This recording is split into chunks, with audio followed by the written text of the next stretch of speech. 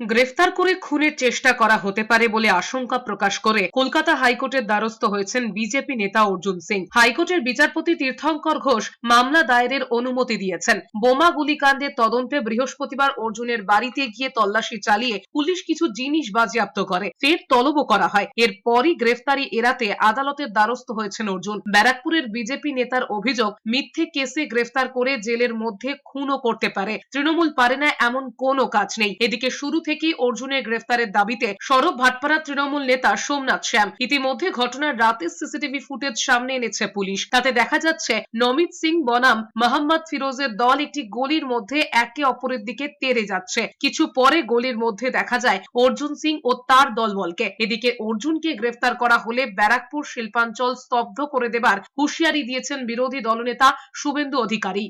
অর্জুন সিংজিকে যদি উত্ত্যক্ত করা হয়, গ্রেপ্তারের চেষ্টা হয়, আমরা ব্যারাকপুর শিল্পাঞ্চল জুড়ে বন্ধ হরতালের দিকেও যেতে বাধ্য হব।